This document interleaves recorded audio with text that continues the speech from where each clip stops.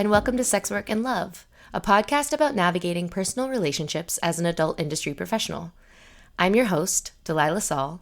I'm a multidisciplinary sex worker, filmmaker, and founder of Outlaw Media, a multimedia platform amplifying sex worker perspectives on gender, relationships, and society. If you'd like to support the show, you're doing that by being here. Thank you so much. But if you want to support monetarily, you can become a paid Substack subscriber for $8 a month. That link is in the episode description. This season of the podcast includes interviews with cast members from my new film, Beloved, which is a short documentary about the love lives of sex workers. I'm over the moon to announce that my film has been accepted to the Berlin Liftoff Festival and will be available to stream online for a limited time starting very soon. I will update the episode description to include that link once it's live. Crucially, viewers at that online festival will have the opportunity to vote for their favorite film, so if you watch mine and you love it, please give it a vote. Audience votes will help put it in front of a panel of industry judges who will decide whether it should advance to an in-person screening in England in the spring. One more thing before we start. A little ADHD chaos moment for you here. I re-recorded this intro for today's episode because I just recently got the word about the film festival and I wanted to include that info. But the rest of the episode is something I recorded last week, and it was before I dug this cute little podcasting mic out of storage, so the sound quality for the remainder is a little DIY, but that's okay. So let's get into it. Today's episode features cast member Liz Afton, who's here to share her expertise, which is far more vast than what could fit into my 20-minute film. In fact, there's so much to get through here that this will be a two-part episode. Hi, Liz. Hi, Delilah. Thank you so much for having me. I'm so excited you're here. Can you tell listeners a little about who you are and what you do for a living, and especially how that pertains to sex work? Yeah, I'm a therapist and a somatic healing coach, and I have been working with sex workers for close to 15 years, as well as queer and trans survivors, people in non-traditional relationship structures, people who are neurodivergent or disabled, and just generally weirdos, outsiders, artists, people who do not feel centered by traditional mental health care. And I presently do that work from my own private practice at home with virtual sessions, and I also provide in-person therapy in Ridgewood, Queens. I wanted to mention two communities that I'm a part of that offer trustworthy mental health care, I think, for sex working community. So one is Manhattan Alternative. They are a listing of mental health care providers with a focus on alternative sexuality. And then the Kintsugi Therapist Collective is a community for therapists with a disability justice perspective that really supports therapists being our whole, imperfect selves. And I know that there are people with lived experiences and most certainly people who have affirming and anti-oppressive and trauma-informed perspectives in both of these communities. And so I wanted to mention it so that any listeners who were wanting to find an affirming provider could have a place to seek that out, because we deserve good care. It makes such a big difference when a sex worker is looking for therapy that they're able to find a therapist who's able to affirm them as a sex worker. If they're, if they're happy with their choice doing sex work, then they don't need a therapist who's going to problematize their sex work. And unfortunately, that's not an unheard of thing that happens to people. So that's why I knew I wanted to include a sex work affirming therapist in my film, because for listeners, the way the film is set up, most of the cast are either sex workers or partners of sex workers, and Liz is the only person who is not one of those things in the film. And so we're hearing firsthand accounts from sex workers about their relationships, the good, the bad, and the ugly.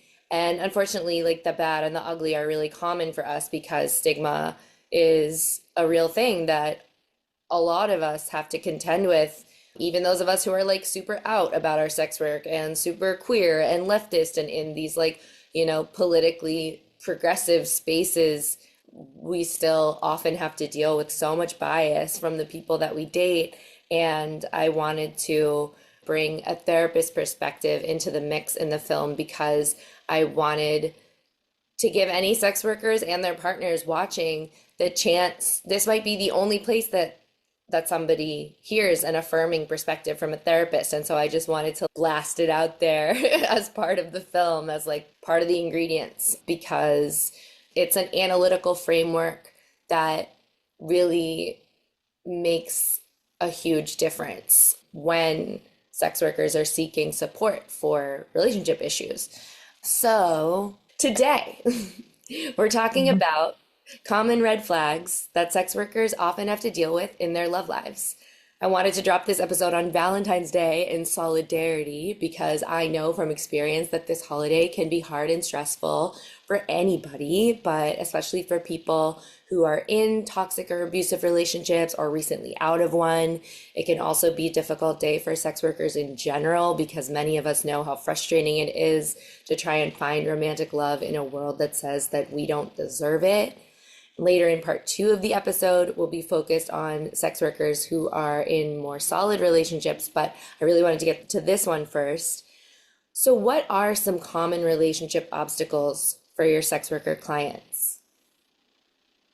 A lot of themes I see in terms of, the more like toxic dynamics that sex workers in relationships might experience: a sense of entitlement from partners to sex or sex acts because a person is a sex worker, a sense of like wanting to save somebody, saviorhood complexes, a desire to rescue somebody from the work rather than respecting their autonomy and their choices.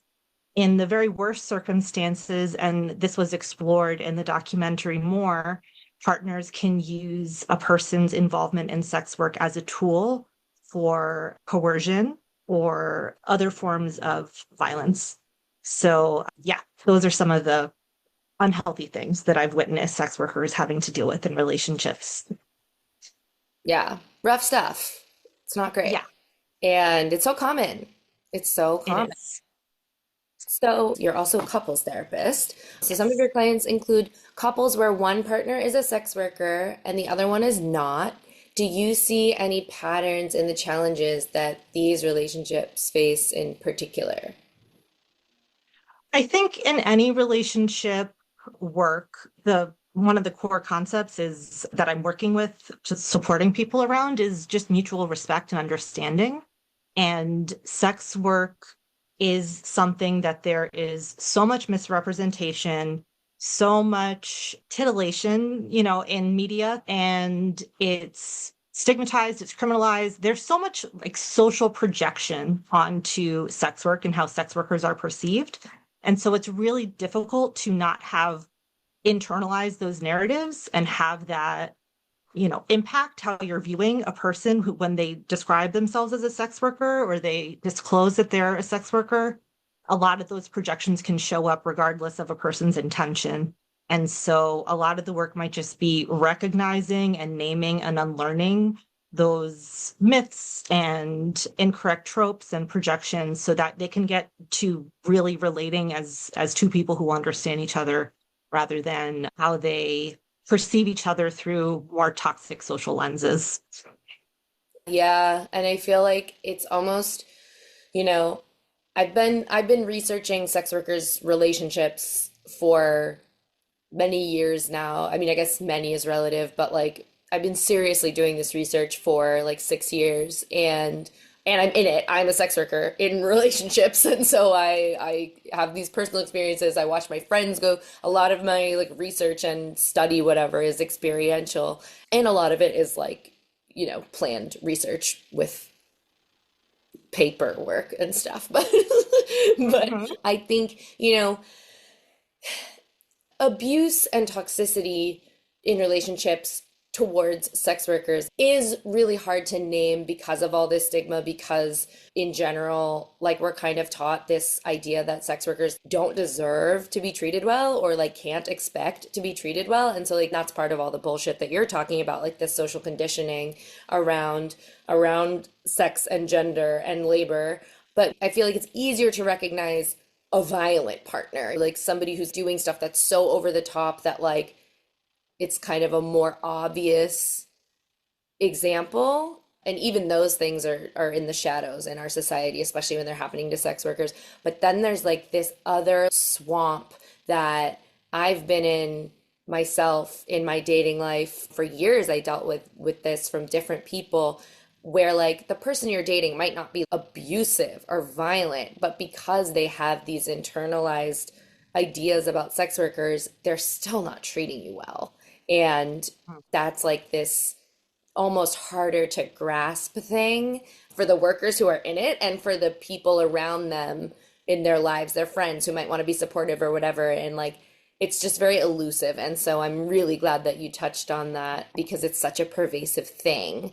I want to talk about a theme I've noticed where sometimes a sex worker's partner will say something like, I don't mind that you're a stripper, but if you were to become an escort, that would cross my boundaries. So can you talk about this idea of one person's sex work as another person's quote unquote boundaries? Well, the statement itself, it's a core misunderstanding of what boundaries are about. Boundaries are about what we ourselves will expose ourselves to or tolerate or engage with or not.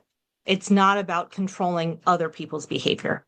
So just the general, like the core concept at the heart of what they're saying is incorrect. And then like the emotional stuff behind it is this desire to control or to change one's partner, to take away their choices. Maybe there's a sense of threat around their partner making more money than them. Whatever the reason is, that person is feeling better about themselves by making somebody else feel smaller. And that's not okay. People deserve to work in whatever ways that they want to work, and everybody has the right to fair labor conditions, and everybody has the right to choices, and that's really what it's about. So all those things are getting lost when a person looks at the relationship in the way of like, I will not allow my partner to do blankety blank.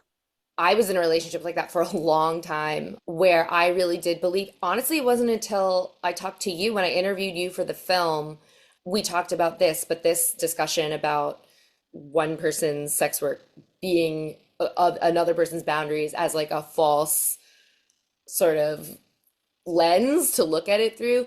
You're the first person that named that for me. And even though this conversation didn't make it into the film, I really wanted to make sure we had it on the podcast because even though I knew it was wrong when it was happening, I like couldn't find the language to tell my partner that it's fucked up to tell me that you're gonna like break up with me if I choose that I need to escort for my financial stability, especially when like I didn't feel super financially aligned with that partner. I didn't feel like they were making great financial choices, and so I did feel a need to like be financially independent. And it just really helped to hear you name the fact that like those are my boundaries, not their boundaries. And I did give up my boundaries in that relationship. I gave up my, that was on me. That was my shit to work on, to see that this whole environment of like, I was so stressed out at work all the time. I was so stressed out to not do something that would upset my partner because I'm an honest person. And I hear that so often from the people that I interview. I watched it happen to friends. And I wanted to talk about what happens in relationships where that dynamic is present, where for whatever reason, your partner is like negging you about your sex work and you're feeling guilty about it. You're feeling worried you're going to upset them by going to work or by seeing certain clients or by even, texting with clients. Anything could really potentially upset a partner in that situation. I wanted to talk about the like sneakier side of financial coercion and financial abuse, because when we think about financial abuse, we might think of one partner controlling or stealing the other partner's money. But when one partner is trying to control how the other person makes money, can you talk about the financially coercive aspect of that? At the heart, you're denying somebody their autonomy. This is like the whole history of violence and control in relationships and, women not having access to bank accounts until the 1970s. And that divorce went up after that became legal because women had options and they were able to leave abusive relationships or whatever, unsatisfying, whatever the reason was, they weren't having to stay with a man in order to have access to finances. So when people have more money, they have more choices. And to limit a person's choices means that you're limiting their ability to leave the relationship if they would like to. Exactly. It's this like kind of two-pronged approach, I feel, because it's like you're limiting their ability to financially ready themselves in case they need to leave the relationship. Also, oftentimes, the more like covert move of being with somebody, maybe you're with a stripper, maybe like when you get together, one partner's a stripper. And if you hadn't been together, maybe that person would start escorting or return to escorting, because a lot of us do various types of sex work throughout our lives, and they come in cycles because maybe the money's better in one area or whatever. For whatever reason, we may choose to engage in whatever sex work at any time. And if our partner that we've been with for, maybe a few months, maybe even a few years, is saying, I'm gonna leave you if you start escorting, like it's kind of this double-edged control Mhm. that really is not fair. It's not a fair fight, and it's often framed as a fair fight. And Mhm. you heard it here, folks. Mhm. Mhm. Yeah, and in what I was just hearing, you really zeroed in on the emotional abusive aspect of it, right? Like I'm going to withhold love if you make these choices. Yeah, Or you're unworthy of my love or my care or my commitment if you make these choices. So you're undercutting a person's sense of worth as well as their financial resources. yeah, yeah. The next thing that I want to chat about is kind of in the same whirlwind of crap. A lot of sex workers, myself included, again, have had the experience of dating someone who insists that our job is the same thing as cheating on them. And that goes for this was my experience, most of my background is in stripping. This was somebody telling me that I was cheating on them by being a stripper. More than one person has told me that. But regardless, if you're a stripper, if you're an escort, whatever you're doing, if you know that you're not cheating on your partner when you go to work, like that is a valid perspective of yours for your partner to consider. And this came up in the film.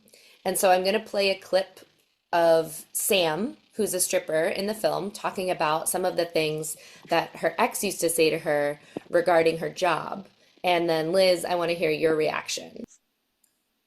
I mean, he would also accuse me of cheating all the time. He'd be like, you basically are cheating on me. He said so much fucked up shit. Like, he would say, I don't even want to fuck you. Like, when you work, he was like, I can, like, feel the other men on you. Oh, God. He's So so, fucking like, stank. lame. So I'm really sorry that that person went through that. That was not okay. I mean, there's this attitude of like purity at the heart of this. So the idea here is that this person is less pure and then less attractive because there's been exposure to other bodies in the course of work.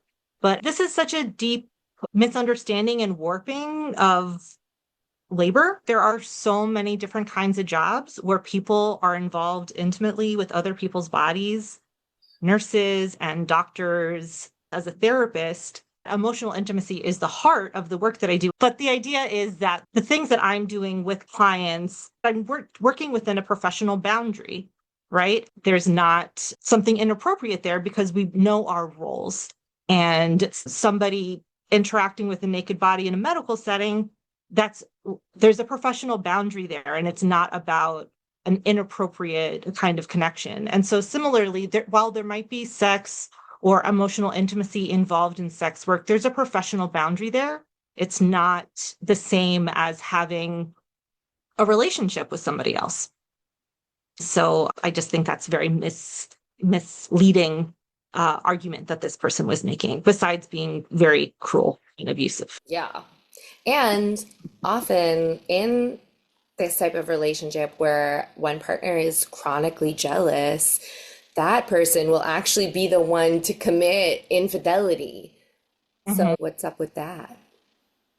I mean, that's what it's all about, right? It's really about the person's insecurity. So all of this stuff, all of this attention, all of this obsession around somebody else's choices, somebody else's clothes, who they spend their time with, what they do, whatever it is, this is all just obfuscation for a person's insecurities, their own lack of self-worth, their own fears that they are not able to recognize within themselves and take ownership of.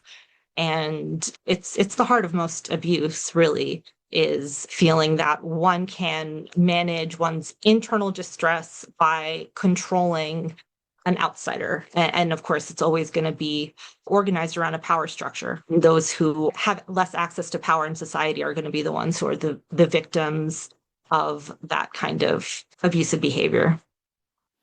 Yeah, and the last thing I want to talk to you about is chronic distrust. And that's something that I have experienced in so much of my dating life from way before I was a sex worker. Anyone who's feminized is kind of at risk for these controlling dating dynamics. So a theme that I have had to deal with throughout my life is I'm a very, very independent femme. I do what I want, and I've always been like that. That's been something that many partners or situationships or whatever have tried to like control about me, because it can feel threatening to an insecure person, and especially becoming a sex worker, that really compounded things. But I definitely have this lifelong experience of being not trusted, despite being very honest, a very honest person. I have no reason to lie, because I want the people in my life to know me and then make their decisions from there about whether they want to stay in my life. And you can't make those decisions if you don't know me. Then you're just sticking around for a mask that I created. And that doesn't make any sense to me. And so it's really infuriating when people won't trust me, when when I've done a lot to prove that I'm trustworthy, and then to continue to not be trusted and have that be sort of like a relationship practice that I encountered over and over again throughout my life from folks who are just conditioned and continue to practice this philosophy of not trusting femmes, or not trusting women, not trusting sex workers by default on the face. And so I was in all these relationships where I could never earn my partner's trust, no matter what, which is actually really, it led me to not trust them, because then they're reacting to me as though I'm suspicious or hiding things. And I'm like, well, then you're not, then I can't trust that you actually know me. And that was like such a painful theme for so long. And I'm wanting to hear from your therapist perspective about how chronic distrust actually affects and erodes a relationship. Yeah, I love that word erode. That's a word I would have used as well, because it wears away the foundation. Truly, the foundation of any healthy relationship is trust. Healthy intimacy is about building trust and knowing that when I say something, I can be believed. When you say something, you can be believed. And we're invested in understanding each other, believing each other, growing with each other. And that lack of trust, again, there's like projection there. When we're accusing others of those things, it's a mirror into the way that person operates. So that's one thing. Choosing to control another person's behaviors instead of being able to name the things that you're wanting out of a relationship or the insecurity that you have, we all have insecurities in relationships, and we might get different feelings about things that our partners do, right? Like this is a conversation I have all the time for people practicing ethical non-monogamy. Jealousy or insecurity or fears might come up, but that doesn't mean that you can ask a person to stop doing something that they find meaningful or is a source of their independence or whatever it might be. Yeah. So, lastly, before we wrap up part 1 of this episode, you run a free private virtual support group for sex workers. So, how can people get in touch with you if they're interested in participating? Yes, it is the first Monday of every month, and it's virtual. So, folks tune in from wherever. And folks could email me at therapy@lizafton.com, and I'll get you the information. We do have like a safety screening process. Great, cool. And I will leave Liz's email address in the episode notes. That brings us to the end of part 1. Thank you so much for joining me, Liz. My pleasure. Thank you so much for having me, Delilah. And listeners, thank you for being here. If you'd like to learn more about my new film, or if you're interested in hosting a private screening, that link is in the episode notes. Again, you can support the show by becoming a paid Substack subscriber or a free subscriber. You can find me on Instagram and on YouTube. All links are in the episode notes. Thanks so much for listening, and I will see you next time on the Sex Work and Love podcast.